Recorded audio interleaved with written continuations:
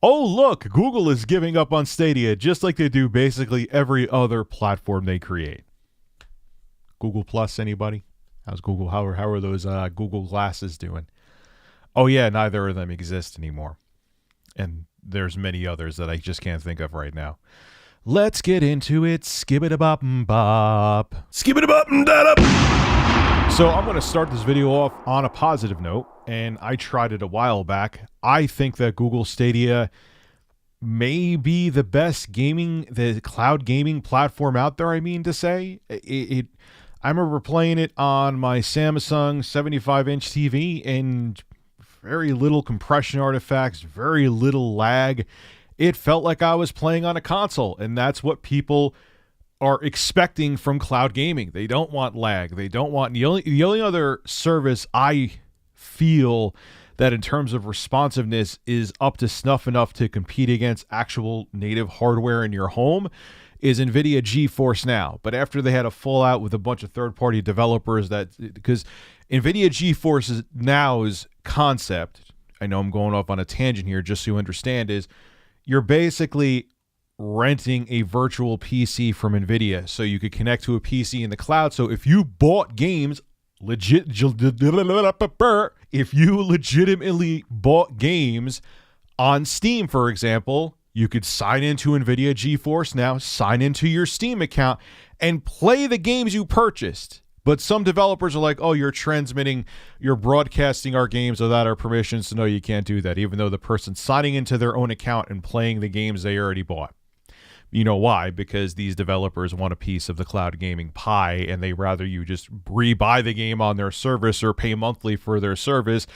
But what they don't get is if you have 6,000 different services, it's not financially viable for people. People are not going to have $610 a month gaming services just to play all their games. It's just not going to work that way. Sorry, Chief. Well, anyway, Google in 2019 was like, we got you covered. They promised to start Stadia with a whole bunch of features that didn't happen. And it isn't a bad service, but they overpromised and underdelivered. You rather underpromise and overdeliver, and that left a very bad taste in people's mouths. And they're already giving up on it. They're just going to probably end up at the end of the day just licensing out the Stadia technology, which is good technology, for other companies to use. Well, one of the big things they're actually going to announce today is that Stadia is getting out of making their own games. All their in-house studios, they're going to be done.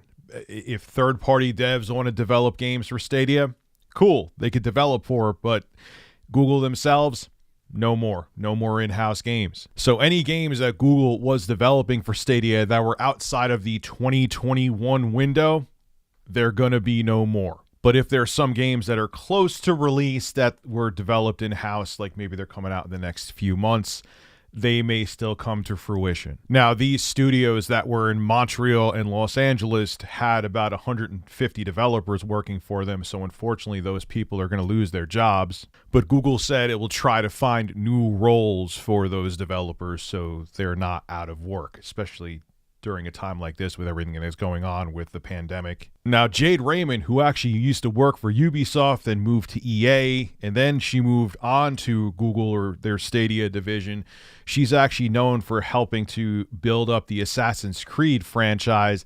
She's also leaving the company. So everyone is abandoning ship. Like the writing is all over the wall. It's not just like one person on a Reddit forum said this and now everyone's going crazy. It's clear as day what Google is doing with Stadia. Now, Google will still offer the $10 a month Stadia service. It's not that they're, at least as of now, shutting down Stadia. But when it comes to exclusive games for the platform, it seems like that's going to be a thing of the past, which if there was any hype for Stadia, that's going to kill it even more. Oh, great. I don't really, because most people are still very apprehensive about cloud gaming. And if you give them no reason to go over to cloud gaming because the games are everywhere else, rest in peace, man. Now, like I said, Google is going to offer the Stadia cloud gaming tech to other platforms, other developers.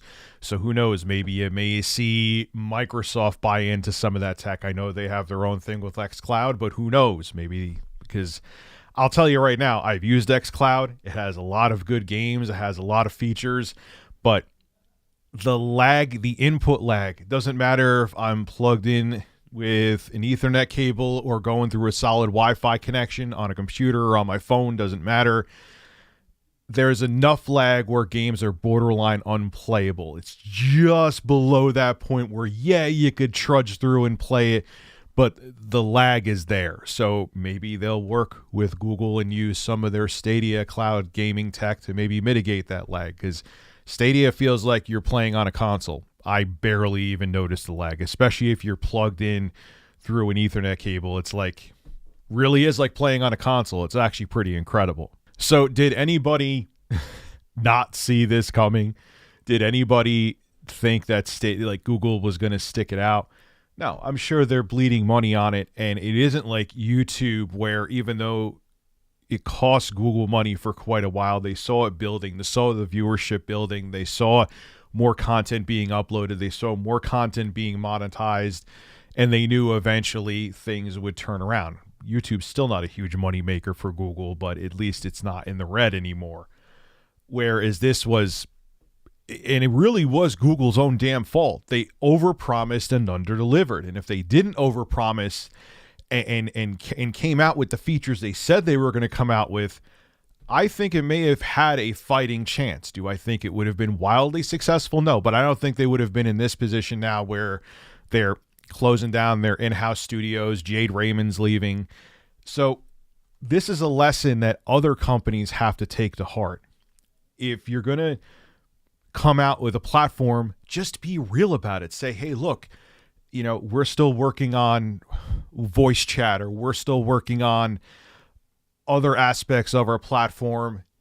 Or start off with the even bigger beta. Say, we are in beta right now. We're still fixing our cloud gaming platform. Work with us, give us input, offer it for free for a while. I know you got the cash to do that, Google. And then once you get it right, then you make it into a viable platform that people could sign up for. You basically made people pay to be guinea pigs. And everyone's like, yeah, next gen consoles are right around the corner. No, thank you. Or I'll just build a gaming PC. No, thank you. Now, with all this being said, I think cloud gaming is still the future. Not that I necessarily want it to be, but I know that's the direction that game platforms and developers and publishers are going towards, is cloud gaming. But right now, we are definitely not ready yet, and cloud gaming is still way off in the future. We need better internet infrastructure all throughout the world for it to be the way that we all play games, and we are far from being there yet. This is Rich of Review Tech USA signing out. Have a good one. Hey, if you enjoy my content, consider becoming a Review Tech USA member. I'll have a link below in the description. I live stream now on this channel all the time, and it gives you access to cool emoticons to use as well while I live stream. Again, link below in the description. Thank you for your continued support.